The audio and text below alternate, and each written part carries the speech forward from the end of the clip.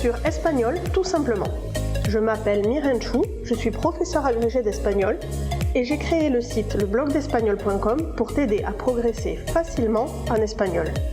Si tu es à la recherche de ressources, d'astuces et de stratégies pour simplifier ton apprentissage et accélérer tes résultats, tu es au bon endroit. Dans ce podcast, je partage avec toi des outils précis et concrets pour t'aider à atteindre tes objectifs en espagnol dans la joie et la bonne humeur. Alors, installe-toi confortablement et c'est parti pour l'épisode du jour.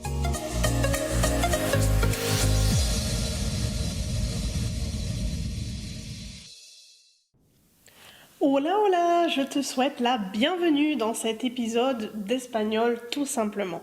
Comme à mon habitude, je suis ravie de t'accueillir par ici, d'autant plus qu'aujourd'hui j'aimerais commencer par une petite scène que tu as probablement déjà vécue. Imagine la situation. Tu viens de terminer un cours d'espagnol, tu connais les temps principaux, tu as appris du vocabulaire, tu comprends bien les textes écrits. Et puis tu regardes une série espagnole où tu pars quelques jours à Madrid, Séville, Bilbao, peu importe. Et là, tu comprends des mots. Tu reconnais même parfois presque tous les mots de la phrase. Mais malgré ça, tu as la désagréable impression qu'il te manque quelque chose. Comme si les Espagnols parlaient une autre langue que celle que tu as apprise ou que celle des manuels. Et rassure-toi, ce n'est pas une impression de ta part. Et surtout, tu n'es pas seul. Aujourd'hui, on démystifie tout ça ensemble et je t'explique le pourquoi, du comment de ce ressenti et comment faire pour passer outre.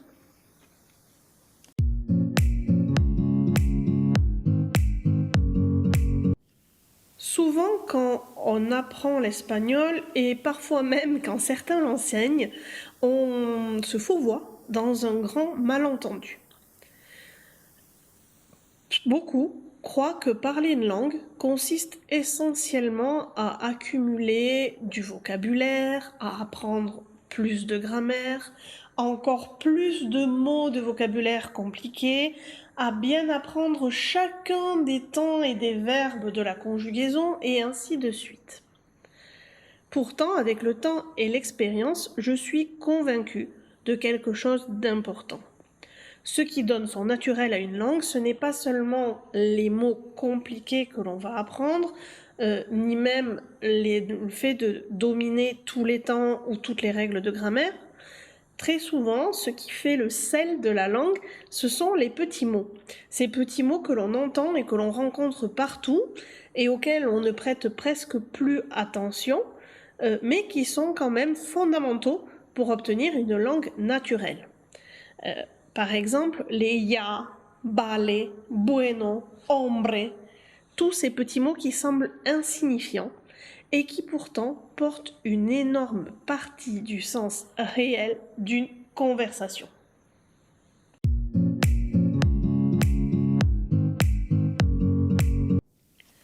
Un autre piège dans lequel il faut éviter de tomber, c'est celui que j'appelle le piège du dictionnaire. Prenons un exemple concret. Si je te demande ce que signifie balai, tu me répondras probablement d'accord. Et tu auras raison, mais seulement en partie. Parce que dans la réalité, un espagnol peut utiliser balai pour dire vraiment plein de choses. D'accord, ça marche, entendu, parfait, pas de problème, je comprends, et parfois même simplement pour montrer qu'il suit la conversation. Le dictionnaire te donne une traduction. La vie réelle, elle, va te donner les usages. Et il y a parfois un monde entre les deux.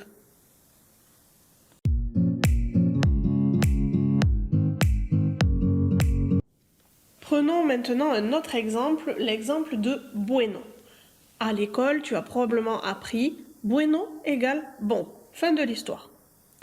Sauf que dans une conversation réelle, bueno devient souvent un moyen de reprendre la parole, une façon de nuancer, une transition entre deux idées ou simplement un remplissage naturel.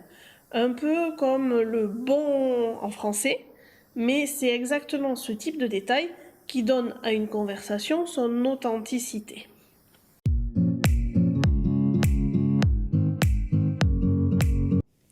Bon, pour autant, j'ai pas du tout envie de faire ici un réquisitoire anti-manuel scolaire. Pour les défendre un peu, j'aimerais te dire qu'ils ne peuvent pas tout enseigner. Et la mission d'un manuel, même si je suis la première à reprocher parfois beaucoup de choses à ces manuels scolaires, leur mission, elle est compliquée. Ils doivent d'abord t'apprendre à construire des phrases correctes, enseigner dans une langue structurée, logique, maintenir une progressivité pour que tu ne sois pas perdu. Le problème, c'est que la langue réelle est beaucoup plus désordonnée. Les natifs s'interrompent souvent. Ils raccourcissent leurs phrases, éludent différents éléments qui se comprennent par le ton ou par le contexte. Ils utilisent des sous-entendus, ils emploient des petits mots dont le sens dépend de ce fameux contexte, et c'est précisément cette couche-là qui manque souvent aux apprenants et aux manuels scolaires par définition. Alors, comment faire changer tout ça? Je remarque souvent la même chose chez les apprenants. Au début, ils cherchent à comprendre chaque mot. Puis, ils cherchent à comprendre chaque phrase et un jour, ils commencent à percevoir les intentions. Par intention, j'entends les émotions, les nuances, les implicites, l'ironie, l'humour. C'est à ce moment-là que leur espagnol fait un bond spectaculaire, parce qu'ils cessent progressivement de traduire et commencent à comprendre la langue comme un ensemble vivant.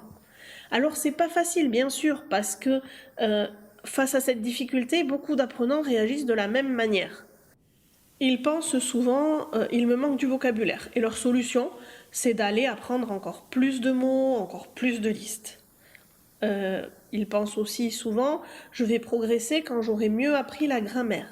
Et pour ça, ils vont chercher plus de ressources, ils s'éparpillent, ils se dispersent.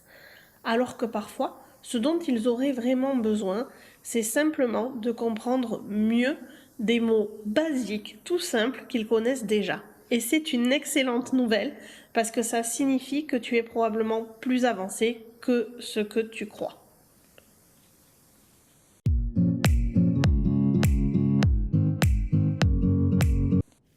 Alors, tu vas sûrement me dire, c'est bien joli tout ça, Mirenchou, mais comment progresser concrètement? Eh bien, je vais te donner un conseil très simple.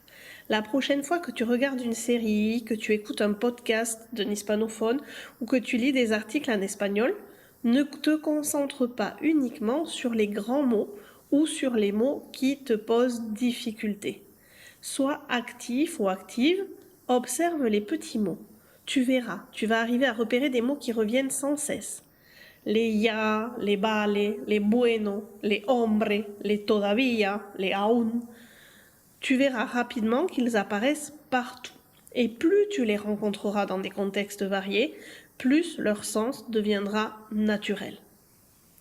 Si ce sujet t'intéresse, j'ai consacré un article complet cette semaine à plusieurs de ces mots espagnols que l'on croit connaître, mais que les natifs utilisent souvent autrement.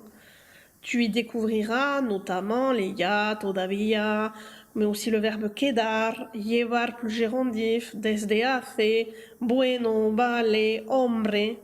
Tout ça avec des exemples concrets et des astuces pour mieux les comprendre et les utiliser. Tu retrouveras comme d'habitude le lien dans les notes dans la description de cet épisode. Et si tu souhaites enrichir ton espagnol avec du vocabulaire réellement utile, celui que tu utilises vraiment, avec des listes de fréquences, des fiches visuelles, des flashcards prêts à l'emploi, je t'invite également à découvrir mon pack espagnol simple et pratique. Le lien se trouve également dans la description.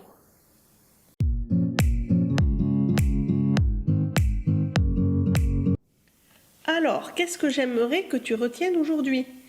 Eh bien que parler une langue, ce n'est pas seulement connaître des mots, c'est comprendre ce que les gens veulent vraiment dire lorsqu'ils les utilisent.